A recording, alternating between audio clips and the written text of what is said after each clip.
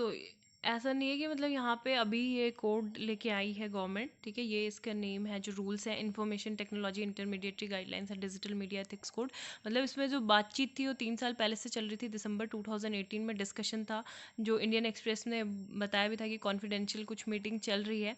और अभी ये है कि काफ़ी सारे इससे कंसर्न होंगे। मतलब यहाँ पे यही बोला जा रहा है कि जिस तरीके से यूनाइटेड किंगडम में एक ऑफकॉम है, एक रेगुलेटर है वहाँ का, जो स्टडी करता है और रेगुलेशंस को इन्फोर्स करता है, कि जो मतलब सिटीजन्स के लिए मेनली है। ऑफकॉम क्या है, सिटीजन्स के लिए, उनके प्रोटेक्शंस के लिए, उनकी प्राइवेसी के प्रोटेक्ट करने के लिए, सिटीजन्स के राइट्स के लिए।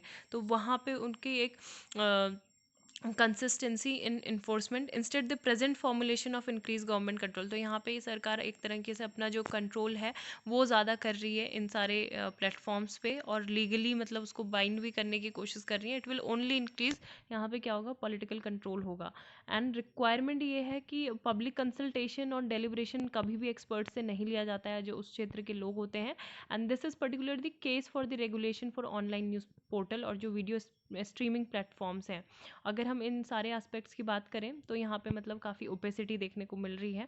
And many of the propose changes continue with greater fines and with I had first in 2000, मतलब इन्होंने 2018 में ही टर्म किया गया था कि Chinese model of online surveillance and censorship, and it is fair that rules and some noticeable improvements in greater precision. तो इस तरीके से यहाँ पे हो सकती हैं ये अभी भी चीज़ें, है ना। और आईटी एक्ट जो 2000 का है वो काफ़ी लिमिटेड है, ये केवल एक्सटेंड करता है blocking of websites and intermediaries, है ना, और उन्हीं को मतलब ये लाइबिलिटीज़ है उनको ही फ्रेमवर्क में लाता है, लेकिन ये एक्सटेंड नहीं करता जो कंटेंट ऑथर्स होते हैं, क्रिएटर्स को।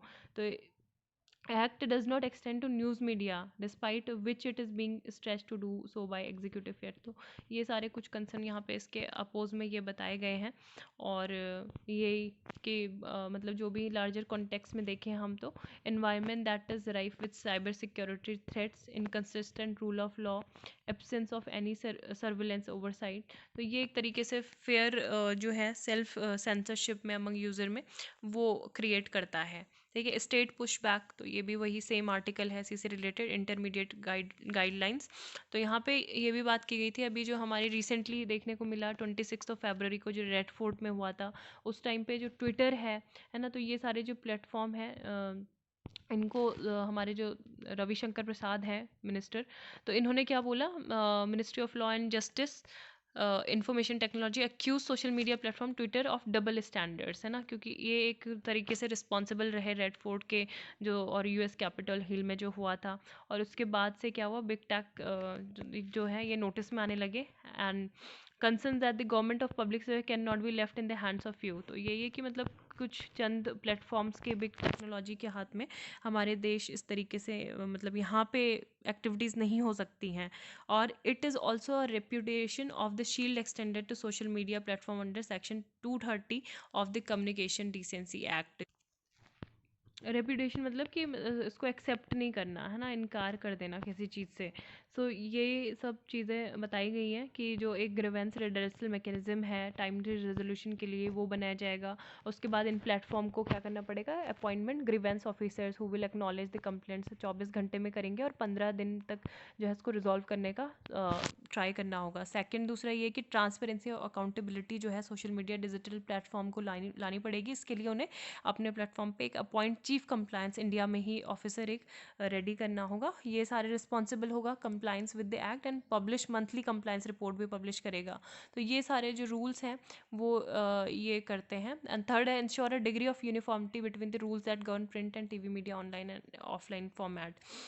तो big tech needs to be made accountable and these rules open up the space of debates on the regulatory architecture. तो यही सब है। फ्रेंड्स एंड नेबर्स में जो पाकिस्तान के प्राइम मिनिस्टर हैं तो यहाँ पे कोलंबो विजिट में गए थे, और यहाँ पे काफ़ी ये बोला जा रहा है कि वो अगर मतलब कोलंबो श्रीलंका की विजिट में जाते हैं तो हमारे जो मिनिस्टर एस जयशंकर हैं तो वो भी पहले मालदीव की विजिट में गए थे। एंड ए ट्रिप मालदीव की जो ट्रिप थी signals Delhi is leaving nothing to chance. तो हम भी मतलब कुछ ऐसा नहीं छोड़ रहे।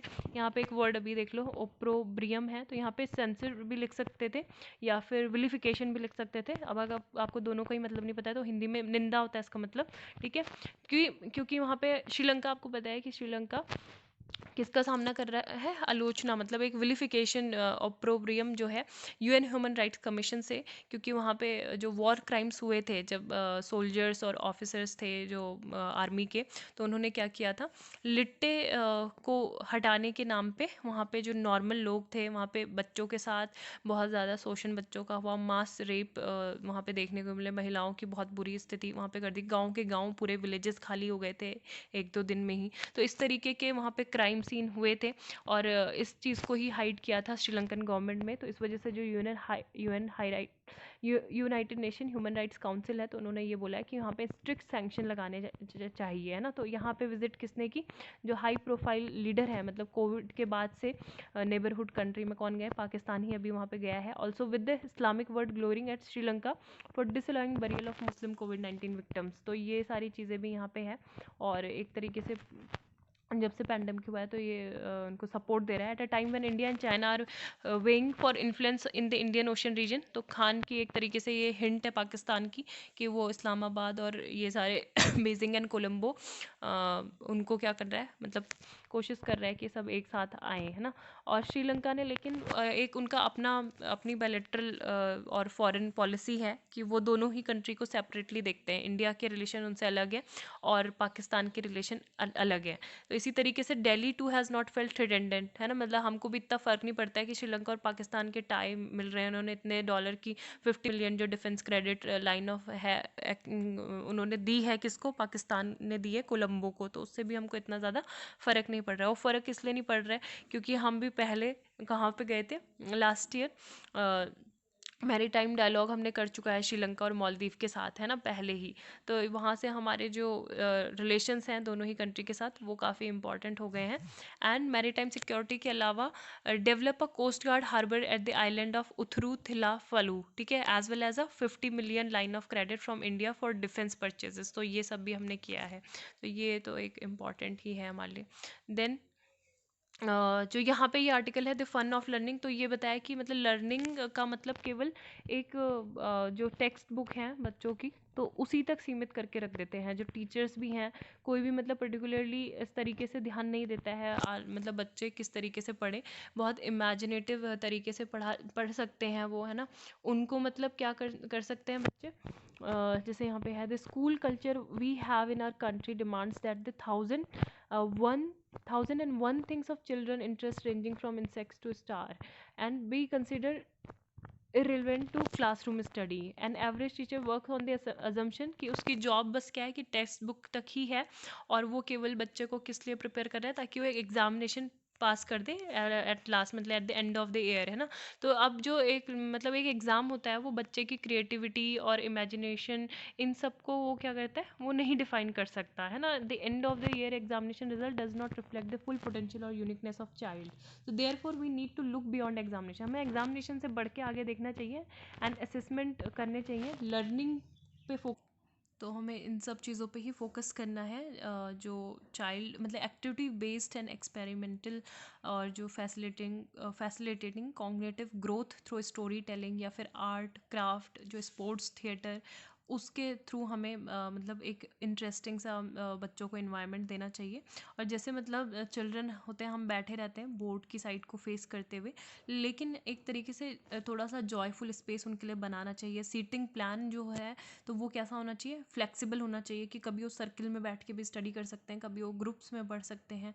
तो स्कूल को इस तरीके से variety of teaching and learning materials और मेथड्स जो हैं वो देखने चाहिए, जैसे टॉयज़ के थ्रू, पपेट्स के through, magazines, worksheets, comics books, ठीक है। तो इस तरीके से वो नेचर वॉक्स या फिर कोई कहीं पे विजिट के लिए उन्हें लेके जाएं, तो इस तरीके से वो पढ़ सकते हैं। और एग्जामिनेशन ही मतलब एक गोल नहीं होना चाहिए कि उसी को क्लियर करना है। With the force of the NEP behind us, we must plan to have less curriculum but more in depth knowledge. Depth knowledge में कंटेंट कम हो, कॉम्पिटेंसी पे ज़्यादा फोकस हो, टेक्स्ट बुक कम हो लेकिन जो डाइवर्स लर्निंग होनी चाहिए, है ना, स्ट्रेस कम हो लेकिन जॉय ज़्यादा हो, less assessment by the teacher but more self and pair evaluation. तो ये सारी चीज़ें इसमें मांगी मतलब बताई गई हैं। फाइन बैलेंस इन डिजिटल एज, तो ये भी बस सपोर्ट में ही कर रहा है कि मतलब होना चाहिए ऐसा। गवर्नमेंट ने मतलब सही किया है। India continues to deepen its, एक तरीके से हम पूरे लीडर्स के लिए भी, क्योंकि अभी तक ये जो डिजिटल और सोशल मीडिया इंटरमीडिएटरीज हैं, इनके लिए कोई पूरे वर्ल्ड में ही इस तरीके की गाइडलाइंस किसी ने नहीं बनाई है। तो इंडिया एक तरीके से क्या करेगा, रिप्रेजेंट करेगा पॉलिसी मेकिंग में digital policy and technology innovation, है ना।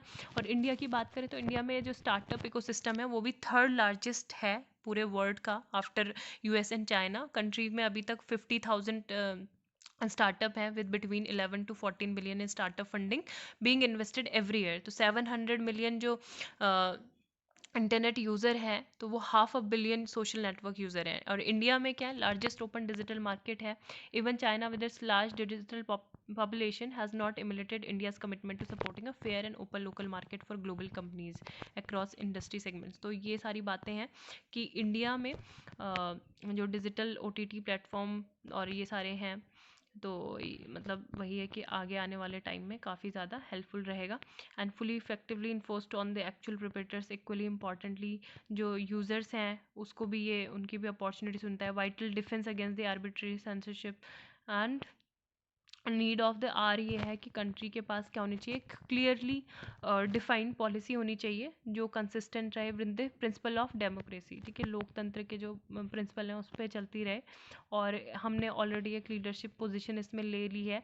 Made this issue as a matter of inclusive public debate through this announcement. तो कंट्री की जो गाइडलाइंस है वो आने वाले टाइम में क्या करेंगी, अनलॉफुल जो इन्फॉर्मेशन है और जो has clear boundary conditions, liabilities defined, the process for informants और ऑर्डर इज़ ट्रांसपेरेंट। तो ये सारे जो हैं इनकी लाइबिलिटी हो जाएगी और ज़्यादा ये क्या हो जाएंगे, अकाउंटेबल हो जाएंगे। ठीक है, और रीज़न टू डिसंगेज, तो ये इंडिया की फर्मनेस बताई गई है कि अभी जो जी जिनपिंग है इसके पॉलिटिकल गोल्स भी हैं काफ़ी सारे, और इस वजह से चाइना ने क्या किया, विड्रॉल किया लद्दाख से। अब जी जिनपिंग दोगले किस्म के व्यक्ति हैं, मतलब वो बोलते कुछ और हैं और करते कुछ और हैं, है ना। मतलब जैसे अगर बात करें तो लास्ट ईयर उन्होंने क्या बोला था, वर्ल्ड इकोनॉमिक फोरम को जब वो एड्रेस कर रहे थे डावोस में, तो उन्होंने बोला था कि the misguided approach of antagonism and confrontation. और ये बोला था कि हर किसी को मतलब हर वेलबींग के बारे में सोचना चाहिए, और स्ट्रॉन्ग को कभी भी बुली नहीं करना चाहिए वीक को, है ना। The strong should not bully the weak, we should stay committed to international law, international rules instead of seeking one's own supremacy. तो ये बिल्कुल अलग बातें कर रहे हैं जिनपिंग। एंड फिर यही चीज़ बोला गया है कि अभी मतलब इंडिया अभी बिल्कुल फर्म रहा कि हम जो स्टेटस को एंटे है उसी को मेंटेन करना चाहते हैं, हम पीछे नहीं हटेंगे, आप अपने जो ट्रूप्स हैं उनको हटाओ। तो यहाँ से हमारा स्ट्रॉन्ग डिटर्मिनेशन भी दिखती है ना। और इस वजह से भी ये हो सकता है। And many have doubted the sincerity of the Chinese and suggested that even if the PLA withdraws, Beijing will somehow manage to return through a back door। लेकिन ये कि चाइना के लिए मतलब बहुत ज़्यादा डिफिकल्ट था, which is why the minister spoke of withdrawing a phased and coordinated verified manner। तो ये सारी बातें अभी हुई हैं। एंड अनसर्टेनिटी अभी 2021 में भी है, लेकिन अभी अभी प्रेजेंट क्राइसिस की बात करें तो इंडिया को मतलब काफ़ी, जैसे चाइना को भी पता चल चुका है कि हमें बहुत ज़्यादा सपोर्ट मिलता है, किसका, यूएस का भी पर्टिकुलरली और फ्रांस का भी, बाकी अब्रॉड से तो मिल ही रहा है, जैसे बहुत सारे जो मिडिल ईस्ट नेशन है वो भी हमको सपोर्ट करते हैं, है ना। तो और हमारे जो जवान हैं वो क्लाइमेटिक हार्डशिप में मतलब ज़्यादा एडेप्टेबल होते हैं चाइना से ज़्यादा। China's medical casualty being much higher due to weather and high altitude, है ना, तो वो नहीं झेल पाए। एंड सिचुएशन जो थी प्रिवेलेंट हुई अप्रैल 2020 में, it should also be mention that in recent year infrastructure development along the northern border has got unprecedented boost. तो इससे पहले भी मतलब अगर हम बात करें हिस्टोरिकल कंटेक्स्ट भी इसका है, जैसे कि जब चाइना ने ये अनाउंस किया था कि वो एक रोड बना रहा है इंडियन एक्साइज चीन में एज एन अर्ली 1952-53, तो उस टाइम पे दिल्ली ने कुछ बात नहीं की थी। And that inaction put the country in an inextricable situation. Inextricable situation मतलब कि which is difficult to disentangle, उसको मतलब सेपरेट करना बहुत ज़्यादा डिफ़िकल्ट हो, है ना। तो ये चीज़ था, लेकिन ऐसा बोला है कि hopefully the first step has been taken but almost vigilance is the need of the hour. तो अभी विजिलेंस तो रखनी ही है, क्योंकि कुछ भी चाइना की तरफ से कुछ मतलब पॉसिबल है। Malayalam poet Vishnu Narayanan Namboothiri passes away at 81। ठीक है, तो Vishnu Narayan well known poet हैं और he died 81, one of the widely acclaimed poets of contemporary Malayalam literature.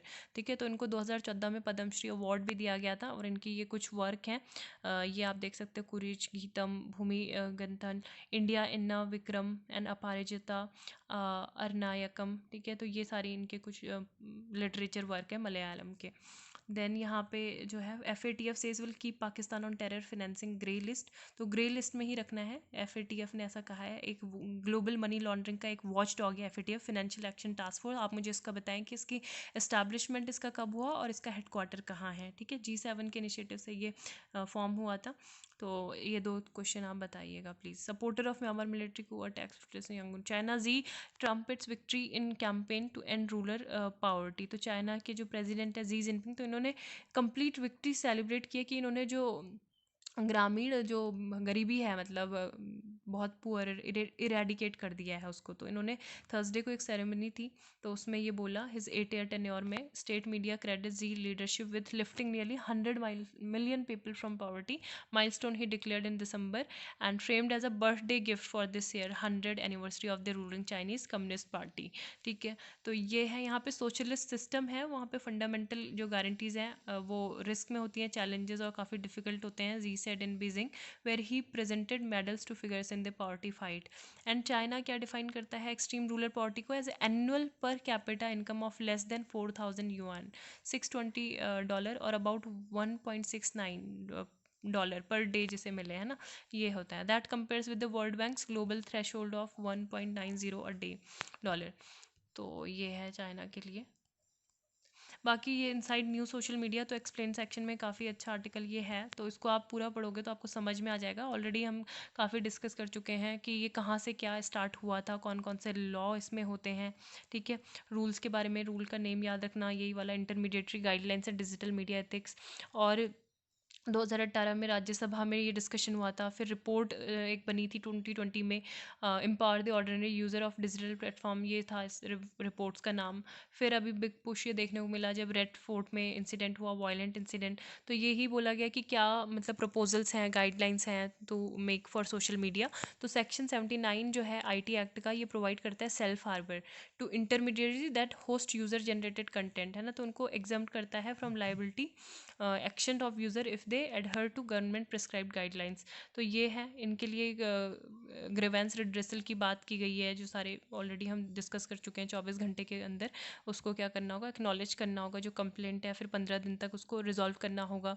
And ये सारे जो हैं, डू द गाइडलाइंस ले the rules for removal of the content from social media. तो ये बोला गया है कि 10 कैटेगरीज में कंटेंट को डिफाइन किया गया है कि कौन कौन से कंटेंट को कर सकते हैं, मतलब होस्ट नहीं कर सकते, जो थ्रेटन करता हो यूनिटी को, इंटीग्रिटी को, डिफेंस, सिक्योरिटी और सॉवरेनिटी को इंडिया की। ठीक है, जिसके फ्रेंडली रिलेशन हो with foreign state, public order causes, incitement to commission of any cognizable offence. तो ये सारी चीज़ें, इसके अलावा इन्वेस्टिगेशन ऑफ एनी ऑफेंस और इंसल्टिंग एनी फॉरेन स्टेट्स। ठीक है, अगर वो डिफेमेटरी हो, ऑब्सीन हो सकता है। ठीक है, ये सब चीज़ें। What does the due intelligence Intel for social media companies. तो ये क्वेश्चन आंसर हैं, आप इनको एक बार पढ़ते रहें। ठीक है, क्वेश्चन आंसर फॉर्मेट में सारे क्वेश्चन और आंसर सारे मिलते रहेंगे।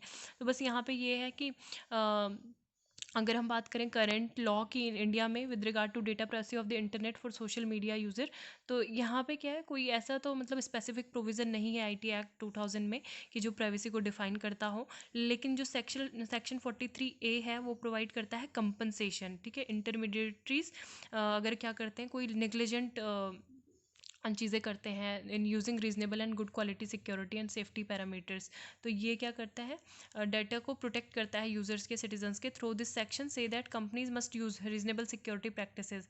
इसी तरीके से सेक्शन 72 जो है IT एक्ट का has penal and imprisonment provision if a government official in the course of his or her duty gets access to certain information. तो अगर बात करें तो गवर्नमेंट ने प्रिस्क्राइब किया है सेल्फ क्लासिफिकेशन, कि आपको इन्फॉर्मेशन देनी है, आप क्या दिखाना चाह रहे हो और क्या क्या उसमें है, कुछ हार्मफुल मतलब कंटेंट तो नहीं है। ठीक है, तो 5 कैटेगरीज यहाँ पे वही दी गई हैं कि ये सारी आप देख सकते हो, जो हम ऑलरेडी स्टार्टिंग में डिस्कस कर चुके हैं 5 categories. So thank you, have a nice day.